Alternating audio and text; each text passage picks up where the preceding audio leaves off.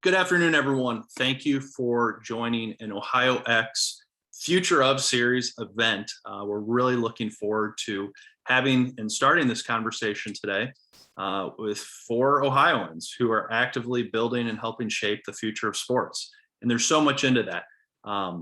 Before we begin, I want to do a quick introduction of myself and the series. This is the Future of Series. It's a year-round series, and it's presented by JobsOhio. So we're incredibly grateful for their partnership and support and helping tell the stories of how Ohio companies, individuals, leaders, and ideas are shaping all these different sectors and industries. I'll get to a little bit more about the series in a moment, but now that we're in September, it's somewhat coming to a close, which is both fun because we've talked about so many exciting innovations and technologies, but it's also kind of bittersweet that this has been really fun over the year for me at least, to host these conversations. I'm Chris Berry. I'm the president of Ohio X.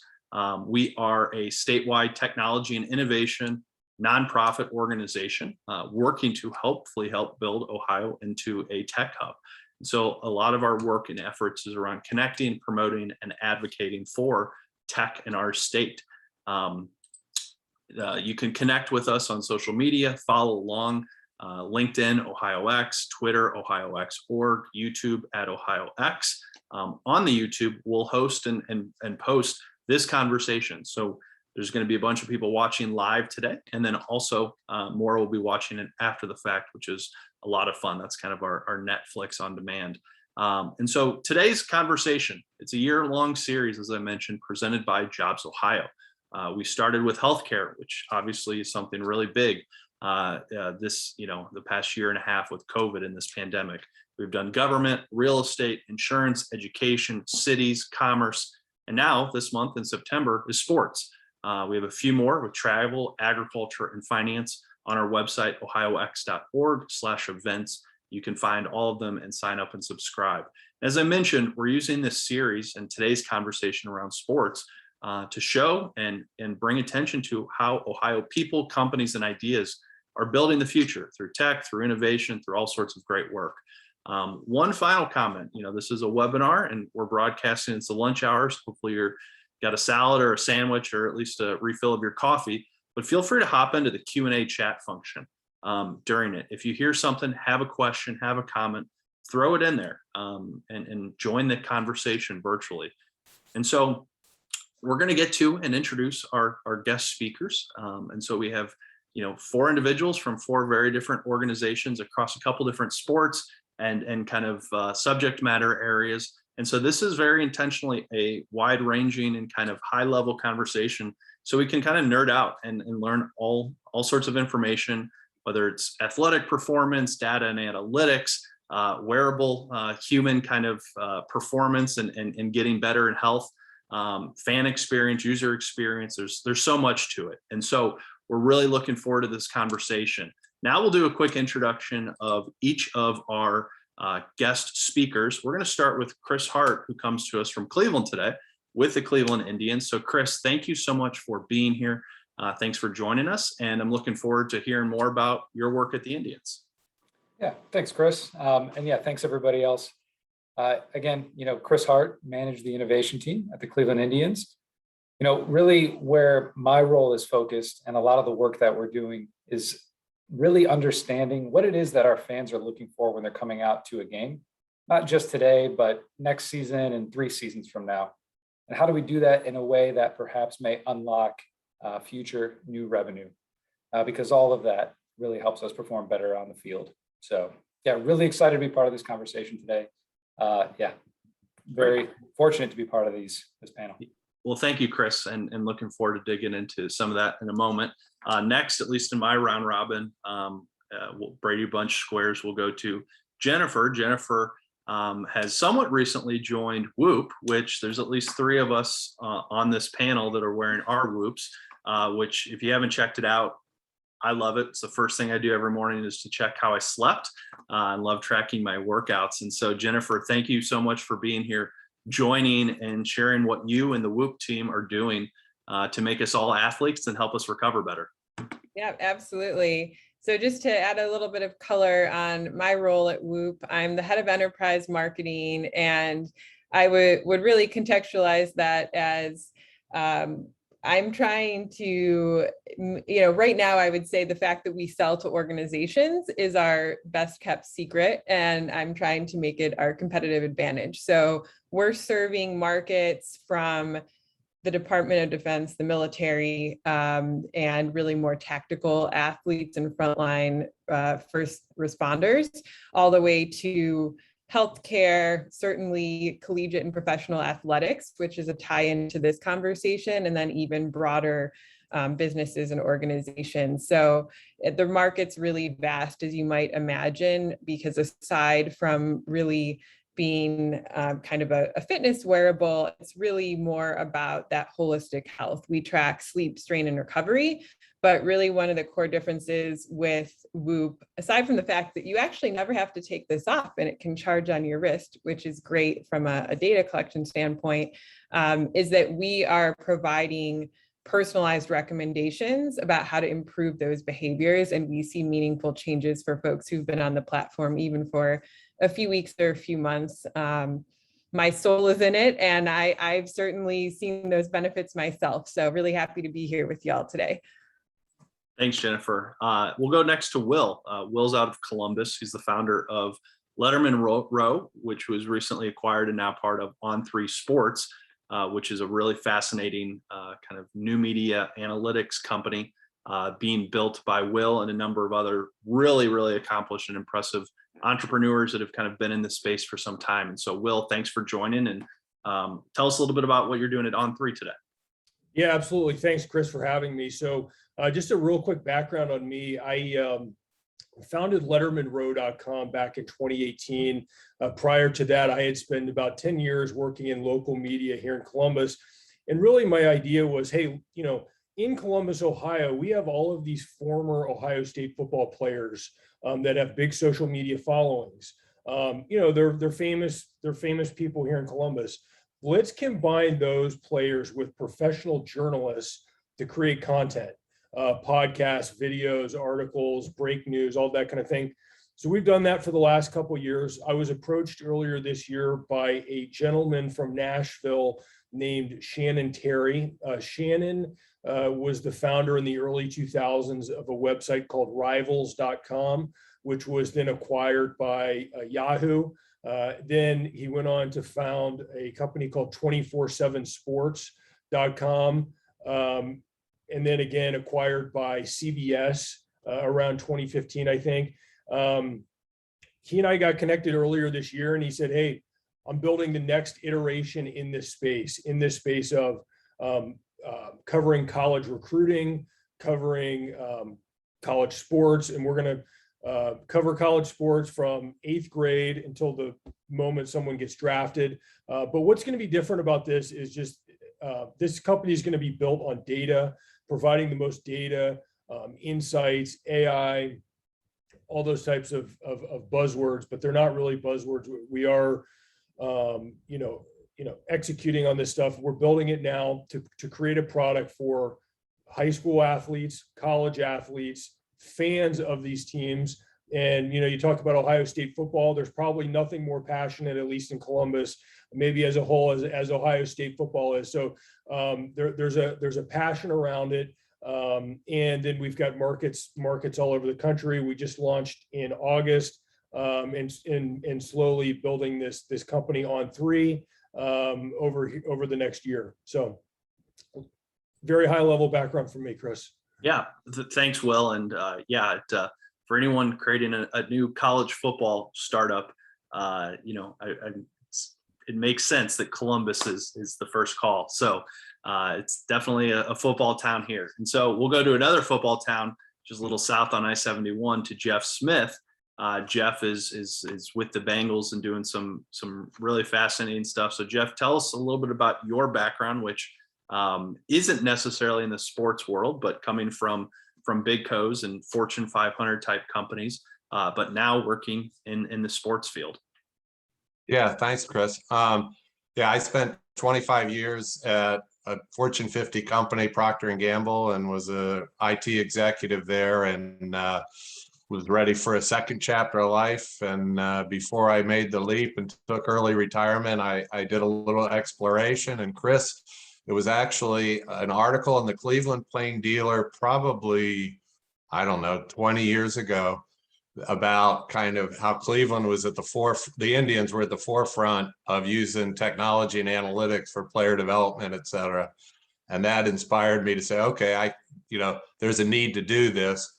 So I took early retirement from P&G, made a offer to the Bengals, and they took me up on it. And for the better part of 17 years, by the first 15 years I was there, I was doing exactly, following the Cleveland Indian lead and building all of our scouting systems and coaching analytics and things like that for the Bengals, and doing it as an outside consultant because they had no in-house capabilities back then. And my current title of senior advisor, I guess, indicates a couple things. One is that I'm senior, I'm in my 60s. And two is that I successfully kind of worked my way out of a day job, as they've hired two much younger and more talented individuals to do full-time what I was doing part-time. So in essence, you can say the Bengals have quadrupled their investment in technology and analytics in the football space. But it's really all, the role is all about, you've done a great job on the panel here. Everything I've been doing is up for the on-field product, whereas I think a lot of the other people are either on the fan engagement side or the business side or the sports performance side of things. And my role has been exclusively focused on making the coaching staff and the player selection process better. Well, thanks, Geoff. Looking forward to digging more into some of your work in a moment. And to start, and Chris, we'll go back to you to begin this.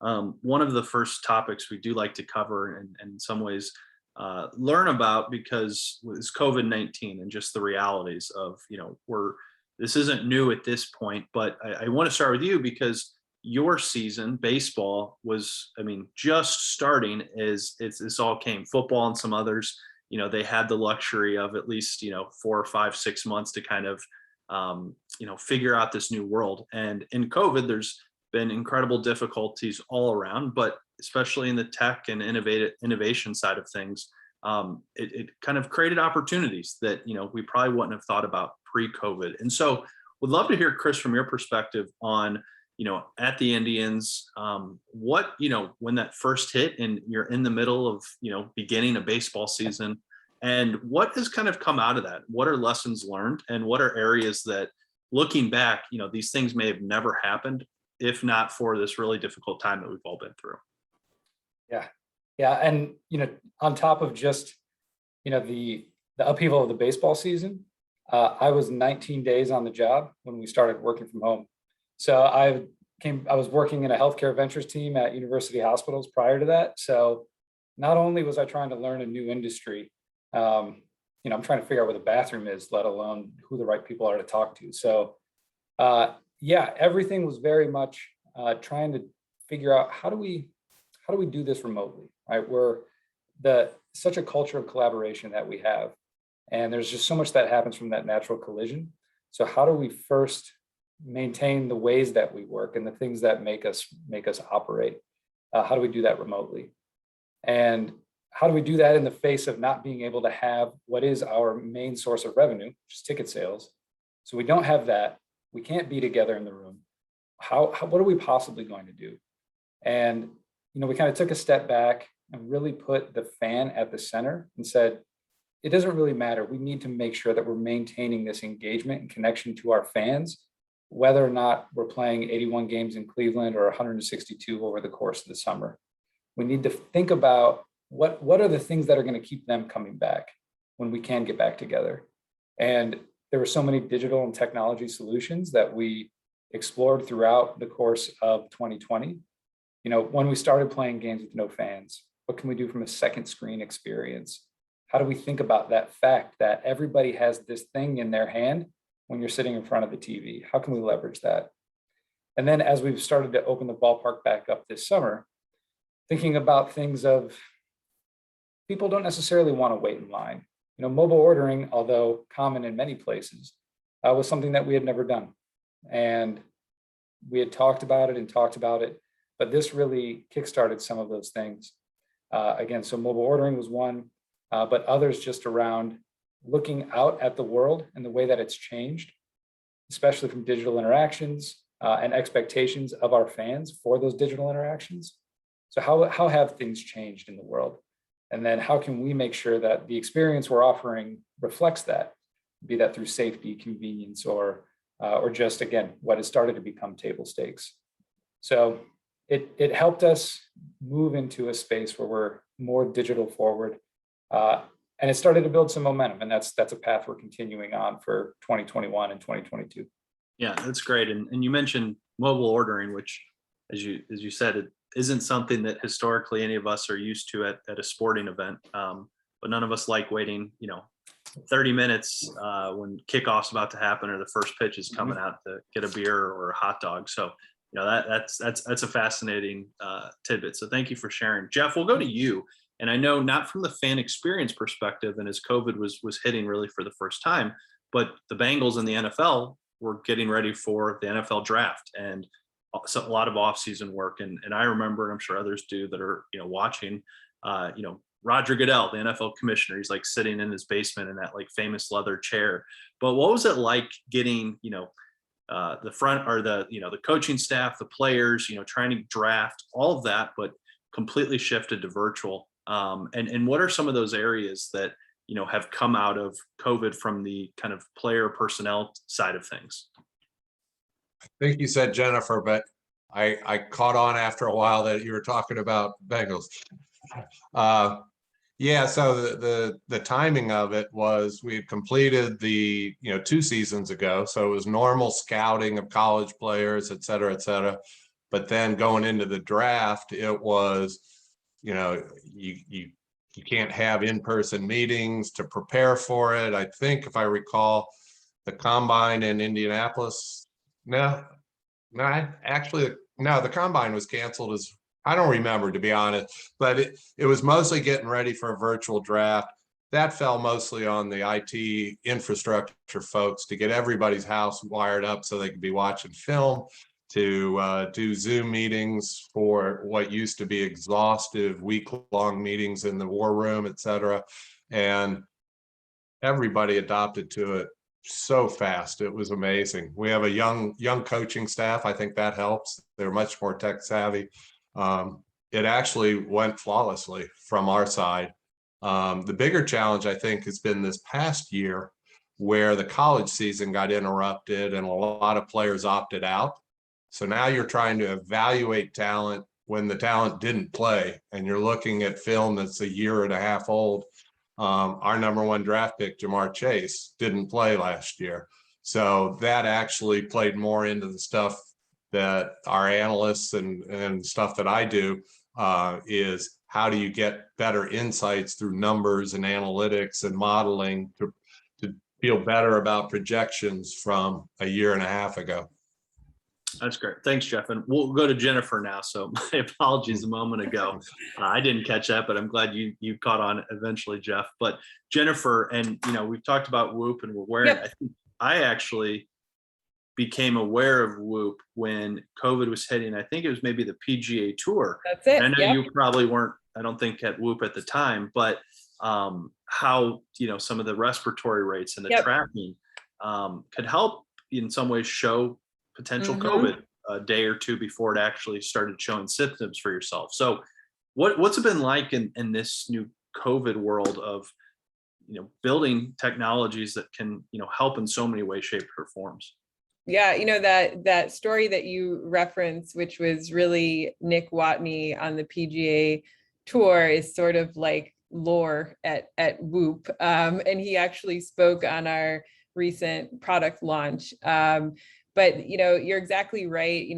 I'm coming at this from kind of a like technology risk management perspective, where he was able to see his respiratory rate was significantly elevated and then say, hey, I should probably get a COVID test. And wouldn't you know, it was positive, and took himself out of the tour. So I think a lot of these issues around players being out, et cetera, we've been able to see that Whoop can really be a force for good in being a little more proactive, whether it's COVID or other health conditions. Frankly, when you're looking at your metrics every day, you get a sense of your baseline and deviations from that baseline. And that has prompted a lot of our members to go see a healthcare provider where they wouldn't have before. And so I think that extends to athletes, that extends to all of us as human beings, but really rooted in that story I was referring to. We actually recently released a new feature in our app called Health Monitor. So it actually makes it much clearer for you to see, are you kind of red, yellow, or green as it pertains to your baseline on a number of key metrics. Respiratory rate is one of them. I was actually going to show you, because who doesn't love a good demo? But respiratory rate, we just released 2 new sensors in our 4.0 around skin temp and blood oxygen level as well. And then resting heart rate and HRV. So you can, I don't know if you can see, but I'm in the green, fortunately. And if I wasn't, I could see that, and you can sort of understand, what that deviation is and why that particular metric might matter. So I think it's really profound for us in this industry to be able to influence some of those conversations and ultimately try to keep folks healthier and a little more proactive about how they're managing that. Yeah, and I'm in the green today too, but I think it's just so cool from a, preventative side. And you mentioned selling into enterprise, but I think of like the golfer. He saw that his numbers were elevated and maybe should get tested. Same thing with sitting in a Fortune 500 tower downtown in Columbus or Cleveland or Cincinnati of, hey, I woke up, I kind of feel fine, but my numbers are completely out of whack. Maybe I should stay home today, or maybe I should go see a doctor and not, be on that front end of infecting my office with COVID or the flu or whatever that might look like. So yeah, it's funny actually, in our culture, as you might imagine, we're all on Whoop all the time. And so you can actually say to your colleagues, I'm in the red today, I'm taking a recovery day. And that's what we call them. We don't call them sick days, we call them recovery days. And because if you're off, it could be for a number of different reasons. And we understand that you're not at your best. We've actually done some studies even around how sleep ties into performance of all varieties, but even working memory and cognitive function. Every 45 minutes of sleep debt that you have can reduce your working memory and cognitive function 5 to 10%. So imagine you got 2-3 hours less sleep, you're operating at 70% of mental capacity. It's profound. Yeah, and we could geek out and do a whole thing on sleep. So I'll keep going for sake of time. But Will, I'd love to go to you. And you're in the college football world, and I don't know if there's a sport that has seen more change. Some might say good, some might say not so good over the past 2 years, really, name, image, likeness. And some of this might be COVID related, some of it might not. But I would just love to hear how the past couple years have been for you, your team, what you started, what you're doing now, but maybe in terms partially of just COVID, but in just the crazy amount of change, and in some cases innovation, other cases reacting to a lot of things that you have seen with college sports. Sure. Yeah. COVID was a challenge for us. When you look at Ohio State and the Big Ten, a little over a year ago, the Big Ten season gets canceled, then reinstated. Then there's, other games being canceled. So all of that, we really do our best when games are happening. There's things to cover. There's things to talk about. When college sports is just sitting at home in quarantine, that's really bad for us. And then on top of it, our revenue is primarily advertising based. So, especially that stretch not this past spring, but the year before, with advertising budgets cut, We work with a lot of restaurants. I mean, these restaurants are closed essentially, so they're not advertising. So it was tough. We've got nothing to cover and we've got very little revenue coming in. So there's nothing earth shattering or, interesting about, what we did. It was just the kind of the common sense things of, reducing, overhead, reducing expenses.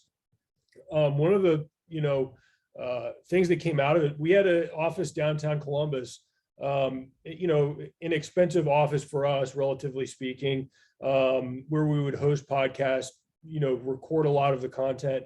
But we moved it all to Zoom. And actually, we were just talking the other day that it works much better. The production quality is much better doing it via Zoom versus even doing it in person, at least for what we're doing. So yeah, a lot of change in college sports. And then like you alluded to on July 1 of this year, the NCAA allowing college athletes to benefit from their name, image, likeness, NIL. Boil it down as, college players can do endorsements, and get paid to do things like autograph signings, commercials, you name it, host camps. So that's been a huge shift, I think, in college football, and something that we're at On3 really laser focused on, creating products, creating data and useful insights for various teams, players, schools over the course of the next year. Yeah, and it's amazing to have seen just in the past few months, because that's July 1 is when it started, but how college stars are becoming entrepreneurs and brands on themselves. And I've seen some of the big ones, Bryce Young at Alabama, rumored to have over $1 million already, and some of these or around, I think is what Saban said, and kind of name, image, and likeness, sponsorship and advertising deals. Another, one and not a kind of headline sport, at least in terms of what's on television on prime time. But there is a gymnast at Louisiana State University, LSU. And she has really big TikTok or Instagram following and has signed some really, really big contracts. So it's fascinating to see how it's shaping so much. And just like in pro sports, maybe even in some cases more so, that, these Instagram and these kind of social media followers and the amount, you don't have to be the biggest star on the field, or you don't have to have the most eyeballs that are watching, your match or your competition. But if you create this brand for yourself, it's fascinating how, you just create an entire world of opportunities. And so kind of taking that, as we're talking about kind of numbers, kind of moving, I want to talk about data a little bit. And Will, maybe if you could expand at On3, you mentioned in your opening remarks about the role that data analytics are going to be playing into this new venture that Shannon Terry, your colleague and On3 CEO, is building. But what is it about the data side, and what, as you also said, 8th grade to high school through the recruitment process, what do you all hope to build in there? And from the fan experience side, what can you expect when you're going to Letterman Row or on3.com? Yeah, so there's a lot of different verticals in there. Let me drill down on one, which is the NIL piece. So we're building something right now. Right now, it's the Wild West with this NIL. Brands don't really know what, an athlete's worth. I mean, we've got an idea, right? And what goes into how much an athlete is worth, at the college level? How much is that person worth to an advertiser, to a brand? Is it based off their social media? Is it based on what sport they play? Maybe what school they go to, what part of the country they live in. So we're building an algorithm that's going to take in a ton of different data, social media data, some of those other factors that I mentioned, plus a lot more, to come up with a ranking system, if you will, to provide to advertisers. Say, hey, look, this is a list of people who have significant value in terms of their celebrity and their ability to pitch products and services. So that's one area. The other area that we're looking in with data is we're building a database for, like I said, that 8th grader through the day they get drafted, not only for college football, not only for college basketball, but, girls volleyball, field hockey, soccer, a lot of these sports that haven't had the stuff that we've always built in the past is for college football and basketball primarily. What we're building is essentially, if you could combine a Wikipedia with an IMDb and a LinkedIn for high school and college athletes.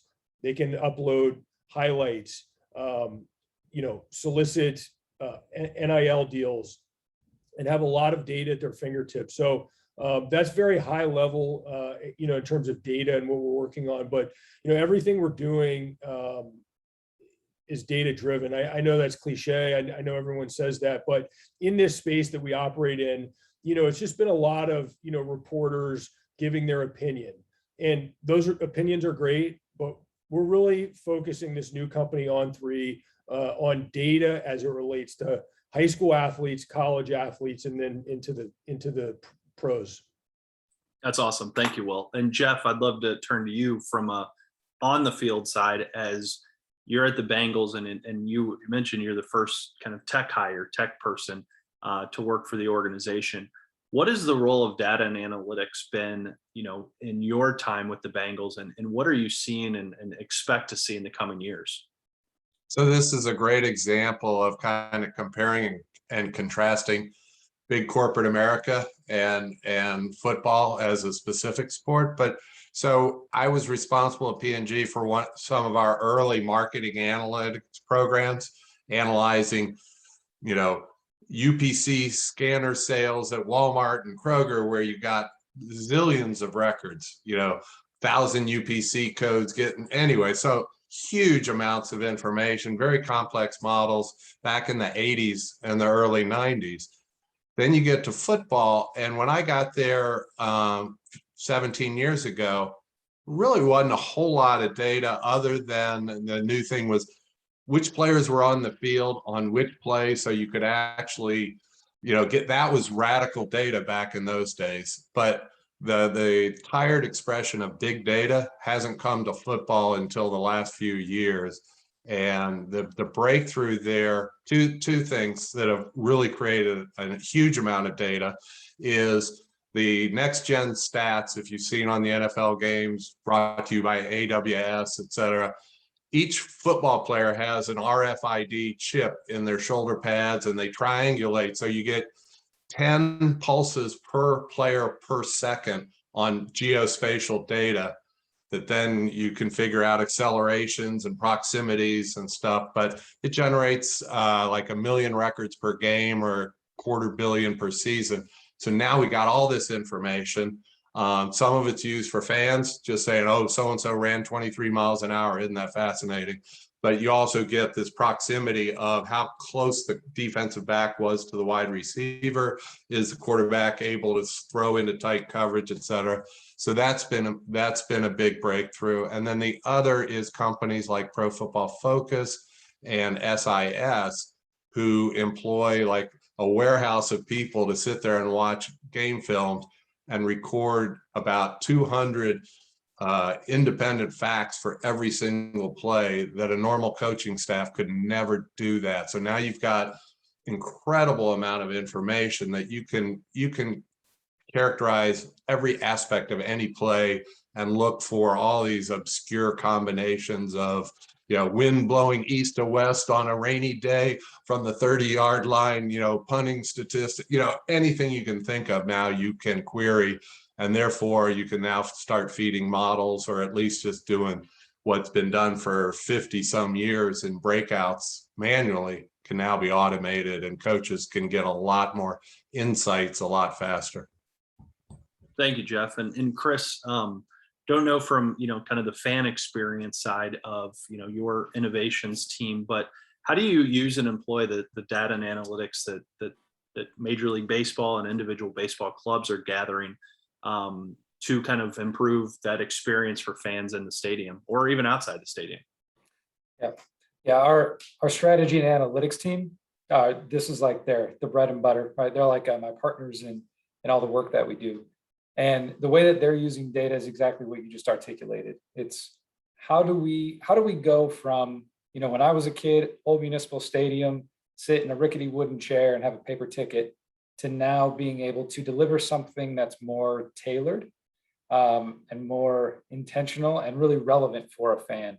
So we know who bought the tickets. So how can we let them know maybe where the best place to park is, maybe where they can find something to eat beforehand, and use their past experiences and their past behaviors to be able to inform those things. And even the same thing once they come inside the gate. How can we, again, knowing who everybody is, be able to provide a really tailored and meaningful experience? Because as we think about the broader, competitive landscape, it's no longer like the Cavs and the Browns. It extends far beyond that, and in some ways even includes, social media.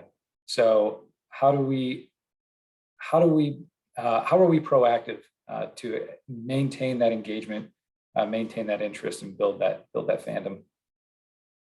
Thanks, Chris. And Jennifer, you pulled up your Whoop and was looking at the data. And so on your side, obviously, that's what Whoop does, and gathering, as we've talked about and shared. But something that you mentioned, the 4.0, the new Whoop coming out, which mine's ordering, so I'm still waiting, can't wait for it. But I've noticed, as you described in the health monitor, and it shows for me, and I assume most people, potential of 5. 2, I have to wait for my new 4.0 to come. But curious as Whoop, looking into the future, respiratory rate, I can see resting heart rate, my HRV, but the ones I'll be waiting to see are blood oxygen, skin temp. So I know you're not, from the medical side, but as Whoop looks towards continuing building and innovating, how do where does the data and analytics in terms of overall kind of like health and continuing to paint these individual pictures when there's so much data to have, and helping consumers really pick and choose and kind of like look at the right one? So I know that's kind of like a big question, Yep. but Sure. feel free to take it in any way. Yeah, I think you're raising a really good point just around how do we curate the right views, because it can be overwhelming. And that's, the way our product is designed is to help elevate the things that you need to pay attention to. We certainly recognize that we can always get better at that. So there's sort of the view that you mentioned on the health monitor. And then there's also a feature where you can actually track behaviors, whether it's how you're feeling, or are you nursing an infant, or whatever it may be. And did you have caffeine? When did you have caffeine? And how did that impact your sleep, strain, and recovery? And you can see that on a weekly basis, or you can see those broader analyses on a monthly basis, and then a weekly report as well. So we're kind of looking at sort of a daily view of like, are you on or off your baseline? And then more holistically, if you are understanding how behaviors impact your performance, well, maybe you want to change those behaviors. Maybe stop having that coffee at 4 p.m. and have it at 10 a.m. instead. Did you sleep better?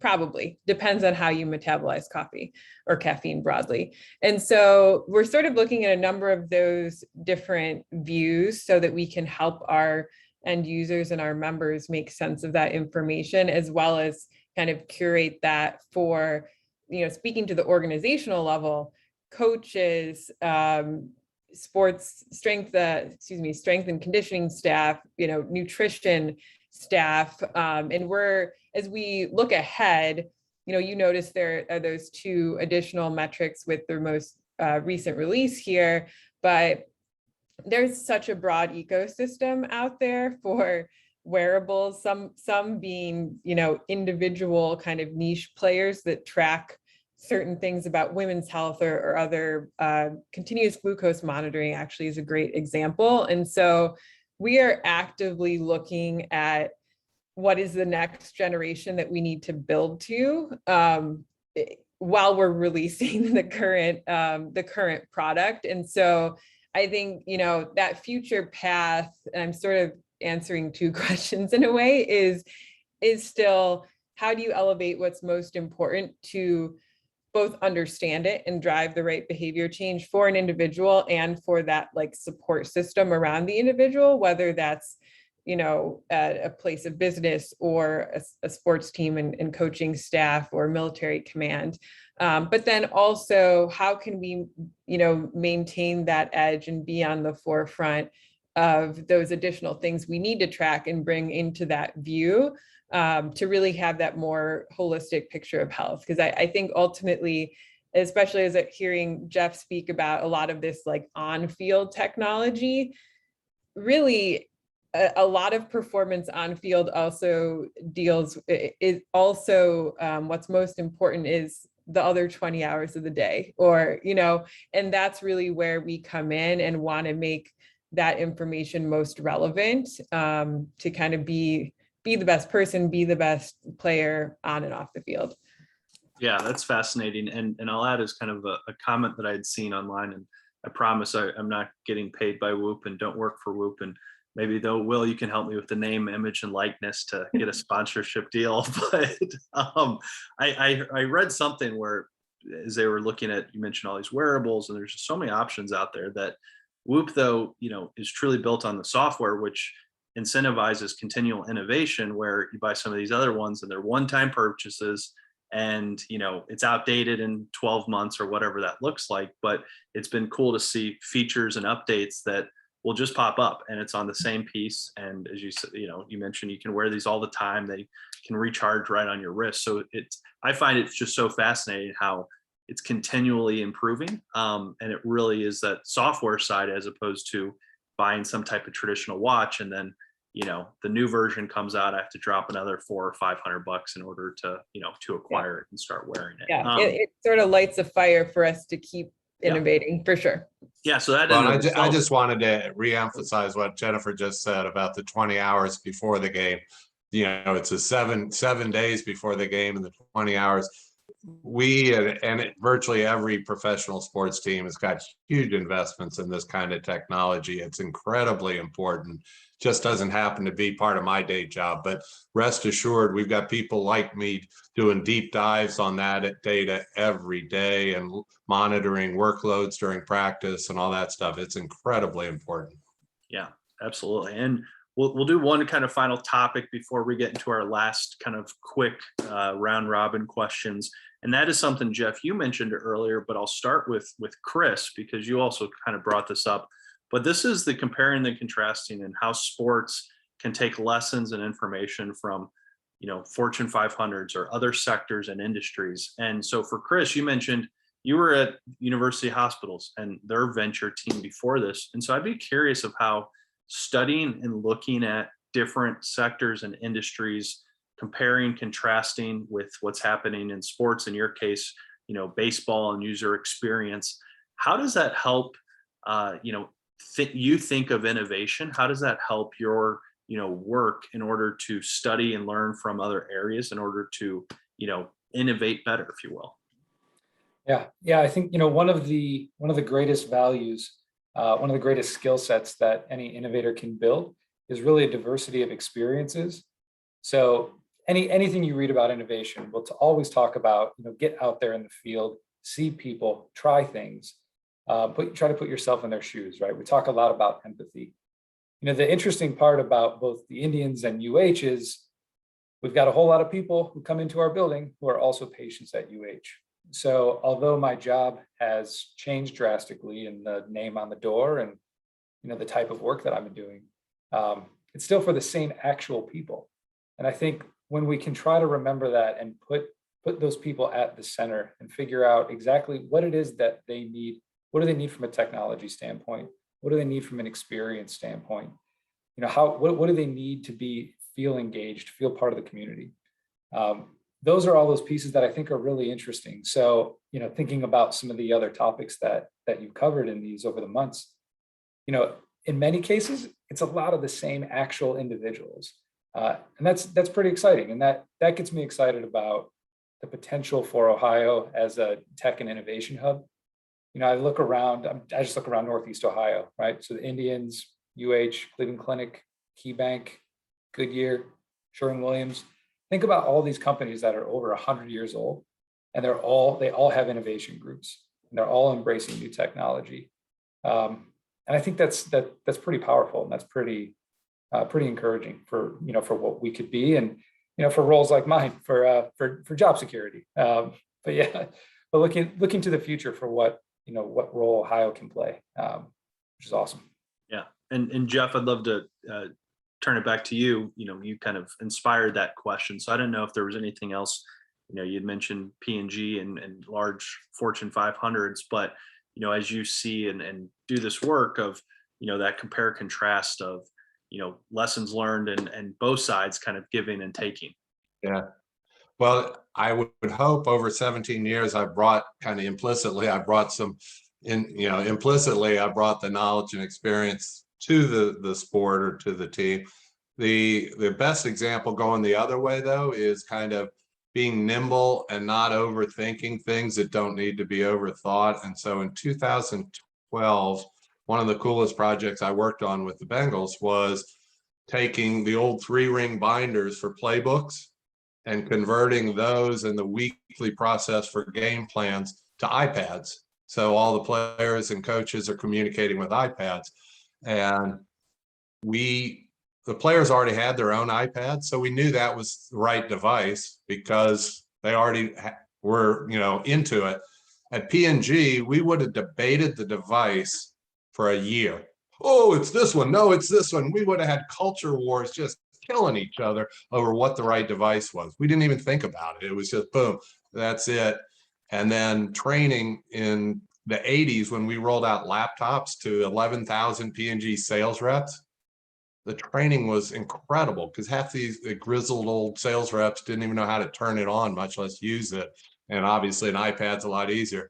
We did 1 hour of training in the player classrooms when we rolled them out and never did any training. That was 2012. We've never done any training since. It's just like night and day. So big corporations could be a lot nimbler. All right. Well, speaking of nimble, we're going to kind of segue into our final 2 round robins because we've got just about 10 minutes to go. And this has been a fascinating conversation. So we'll go Chris, Jennifer, Will, and then Geoff. The first question is, and we ask this for all of our events and programs, but what's your favorite place in Ohio? And for sake of, making it easy, Chris, you can't say, a baseball game. Will, you can't say the shoe. Geoff, you can't say, a football game on a Sunday, but you have someone coming into town, you're taking out work colleagues or, family, where's your favorite place in Ohio? Where are you going? Yeah. So from my standpoint, we always end up at Edgewater at the beach. It's one of those things. It's so nice. There's so much greenery. You have this incredible view of the city, and you bring people who've never been to Cleveland or from other parts of even Ohio, and they're like, "How is this here? How does nobody know about this?" And I love that, right? And it shows off the city in a way that people don't expect, right? And it shows off this lake and this body of water that perhaps at the time is the butt of a joke or two. So it's great. Makes me proud being able to take people to places like that. And then you can take them to Progressive Field right after for Yes. a ball game. Yeah. Friday night. Yeah. $2 beers before first pitch, dollar dogs, fireworks. All right. Thanks, Chris. Jennifer, we'll go to you. I almost said Lake Erie because I grew up near the lake in Northeast Ohio. My happy place, and again, it's from closer to my hometown. I grew up in Menor, the Holden Arboretum. I think it's actually one of the largest in the country. And I always love going there when I'm at home, my mom's home, to see the seasons change and just a lot of really beautiful walking trails. So always makes me refreshed to be there. That's great. Will? So I thought a lot about this. One of my hobbies, one of my passions is flying. I've got my private pilot's license, and Ohio has some really, really cool, small general aviation airports with restaurants. It's almost like going back in time at a lot of these places with restaurants. So Port Clinton it comes to mind Urbana, Ohio, even, Ohio State University. I think most people don't know about these. And they're really cool places to kind of hang out, and friendly people, and just a cool thing I think most people don't know about. That's a good one. That's a first one that we've heard. So you did put a lot of thought into it. So thanks, Will. That's a good answer. Geoff? I guess I'll go with the recurring water theme. We're in the process of downsizing to a house in Old Milford, which is walking distance from a big bike trail that goes like halfway across Ohio, but also parallels the Little Miami River. And so I plan to spend many days in a kayak drifting down the Little Miami River. All right. I was expecting the bike trails, but Yeah. kayaking's just as good. And so one final kind of round robin as we're wrapping up. Same order, Chris, Jennifer, Will, Geoff. But what is a final kind of parting thought when you think about the future of sports, whatever that means to you? And it can be something that you're exciting to kind of like look at, and what, can be a prediction. It can be just something you're going to keep your eye on as you, again, think of the future of sports in the next 5, 10, 15, 50 years. So Chris, you're up. Yeah. I think, one of the big things, and this is already in place in some other states, but not Ohio yet, but I think the role that sports betting will play as it becomes legalized in more states is going to significantly change the way that we all consume sports. I think we think of it as like, oh yeah, this will be fun. Like I can place a little bet here or there. But I think as the younger generations grow up and it's just there and in place, it'll change the way that they watch sports. It'll change the way that we watch sports, just because of the type of information that'll be presented. And the role that technology will play in that too, I think is really interesting. So that's the thing I see, right? There's going to be a lot of changes. There's a ton of players right now. I think in the next 5 years or so, it'll streamline a bit, and we'll start to get a better sense of what that's going to look like longer term. Yeah, that's great. Thanks, Chris. Jennifer? I'm playing the predictable human performance card on this one, but I really anticipate that the future is one where athletes feel more empowered to pay attention to what's happening outside of training, off the playing field, and really understand how that ties to performance and success for them, when they're in that competitive environment. That's great. Will? So I think there's been a lot of talk in the media that, hey, paying college players is going to destroy college sports. It'll destroy college sports as we know it.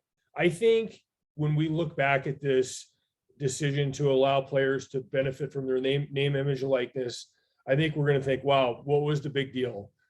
The high-end people will get paid what they're worth. Everyone else will continue to play college athletics and, reap all the benefits of that.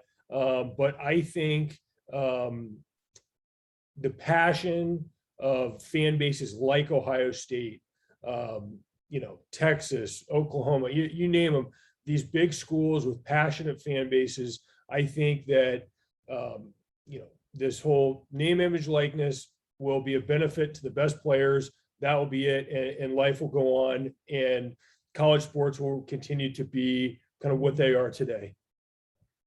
That's great. Thanks, Will. And Geoff, you could wrap it up. Yeah. I think it's a lot about what Chris was saying about how fans consume sports and what share of entertainment time or energy sports even occupies in the future. It's definitely a generational thing, and I'm on the wrong side of that one. I mean, I go to a football game, I watch my team, I watch the game, my phone's in my pocket, and everybody around me is looking at their phone, maybe consuming some of the game. And then the Yahoo next to me always invariably says, too bad the Bengals lost, but at least the guy that scored 4 touchdowns and beat us, I got him in my fantasy league. I'm happy. And, the fantasy leagues really were the precursors to betting in terms of it's created a whole generation that's not necessarily loyal to a team. They're all about their own little slice of how they're consuming the sport.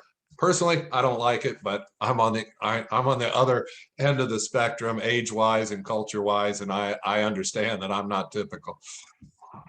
That's created a ton of new fandoms. That's, as you mentioned, from individual players to. Yeah, but potentially also diminishing fandom. I mean, not to pick on baseball, but baseball is one of the few sports where the average age of a loyal baseball fan keeps going up, and then you got esports and stuff. So that's why I think there's going to be shifting of sports, individual sports popularity, and then how people engage. To your point, is what type of fans they are.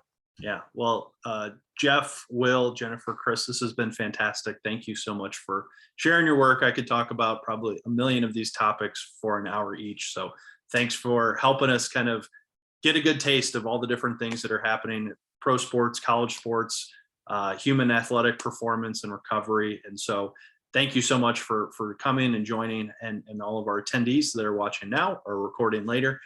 Thanks for participating and taking time to view this. And as a final thank you to JobsOhio for being our presenting sponsor for this entire series.